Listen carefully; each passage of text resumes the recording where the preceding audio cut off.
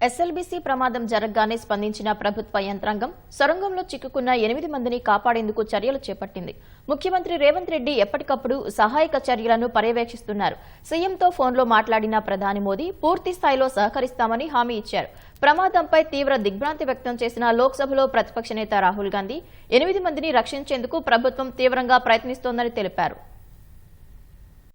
శ్రీశైలం ఎడమగట్టు కాలువ సొరంగంలో చిక్కుకున్న 8 మంది కార్మికులను సురక్షితంగా బయటకు తీసుకొచ్చేందుకు ముఖ్యమంత్రి రేవంత్ రెడ్డి సహా ప్రభుత్వ యంత్రాంగమంతా చర్యలు చేపట్టింది. ఘటన జరిగిన వెంటనే నీటిపారుదల శాఖ మంత్రి ఉత్తమ్ కుమార్ రెడ్డి, సలహాదారు ఆదిత్యనాథదాస్ను హెలికాప్టర్లో అక్కడికి పంపిన సీఎం రాత్రి వారు హైదరాబాద్కు తిరిగొచ్చాక పరిస్థితులను తెలుసుకున్నారు. ఈ క్రమంలో ఇప్పటికే ఎస్డీఆర్ఎఫ్ తో పాటు ఎన్డీఆర్ఎఫ్ బృందాలను ఘటనా స్థలానికి పంపారు. నీటిపారుదల శాఖ మంత్రి ఉత్తమ్ కుమార్ రెడ్డి ఆదిత్యనాథ్ దాస్తో సీఎం శనివారం రాత్రి సమావేశమై వివరంగా చర్చించారు.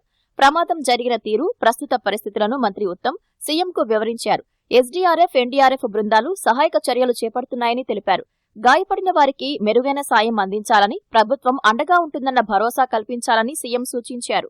లోపల చిక్కుకున్న వారిని రక్షించే చర్యల్లో వేగం పెంచాలని, అన్ని విభాగాల అధికారులు సమన్వయంతో వ్యవహరించాలని ఆదేశించారు. ప్రమాదానంతర పరిస్థితులను సీఎం ఎప్పటికప్పుడు సమీక్షిస్తున్నారని ఆయన కార్యాలయం ఓ ప్రకటనలో తెలిపింది. ప్రభుత్వ ప్రధాన కార్యదర్శి, విపత్తు నిర్వహణ సంస్థ అధికారులు సంబంధిత అధికారులందరితోనూ సమావేశమై అవసరమైన చర్యలకు శ్రీకారం చుట్టారు.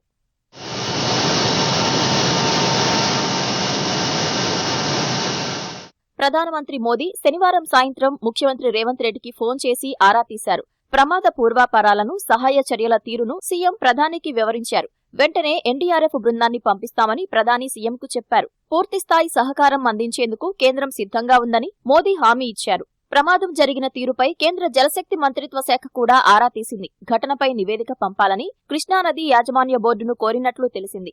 ఎస్ఎల్బీసీ సొరంగ మార్గంలో జరిగిన ప్రమాదంపై కాంగ్రెస్ అగ్రనేత, లోక్సభలో ప్రతిపక్ష నాయకుడు రాహుల్ గాంధీ ఎక్స్ వేదికగా తీవ్ర ఆవేదన వ్యక్తం చేశారు. సొరంగం పైకప్పు కూలటం తనను తీవ్ర ఆవేదనకు గురిచేసిందన్నారు. ఈ కష్టకాలంలో ప్రమాదంలో చిక్కుకున్న వారు, వారి కుటుంబ సభ్యుల క్షేమం గురించి ఆలోచిస్తున్నానని తెలిపారు. బాధితులను రక్షించేందుకు రాష్ట్ర ప్రభుత్వం, విపత్తు స్పందన బృందాలు అన్ని రకాల చర్యలు చేపట్టాయని పేర్కొన్నారు.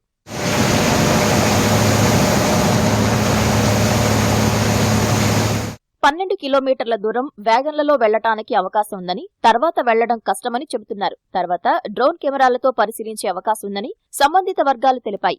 డీ వాటరింగ్ కోసం 5 దశల్లో లోపల పంపింగ్కు ఏర్పాట్లు ఉన్నాయి. వాటి కోసం జనరేటర్లు ఉన్నందున ట్యూబ్ లైట్లు పనిచేస్తాయని నీటిపారుదల శాఖ వర్గాలు తెలిపాయి.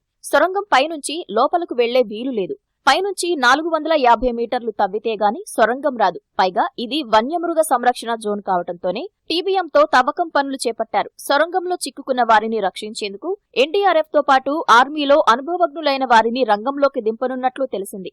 రాష్ట్ర ప్రభుత్వ విజ్ఞప్తి మేరకు 2 ఎన్డీఆర్ఎఫ్ బృందాలు ఘటనా స్థలానికి చేరుకున్నాయి. వీటితో పాటు ఎస్డీఆర్ఎఫ్, హైడ్రా, అగ్నిమాపక బృందాలు కూడా వెళ్లాయి. భారత సైన్యానికి చెందిన సికింద్రాబాద్లోని ఇంజనీరు రెజిమెంట్ బృందాన్ని కూడా రక్షణ చర్యలకు అందుబాటులో ఉండాలని కేంద్రం సూచించినట్లు తెలిసింది. ప్రభుత్వ ప్రధాన కార్యదర్శి విజ్ఞప్తి మేరకు సైనికాధికారులు యంత్రాలతో ఇంజనీర్ల టాస్క్ ఫోర్స్ బృందాన్ని సిద్ధం చేసినట్లు సమాచారం. అవసరమైతే వారు భారీ డోజర్లు, జేసీబీలు, ట్రక్కులతో సంఘటనా స్థలానికి వెళ్లే అవకాశం ఉంది. వీలైతే రాత్రి వేళ కూడా ఓ రక్షణ దళాన్ని సొరంగం లోపలకు పంపనున్నట్లు సంబంధిత వర్గాలు తెలిపాయి.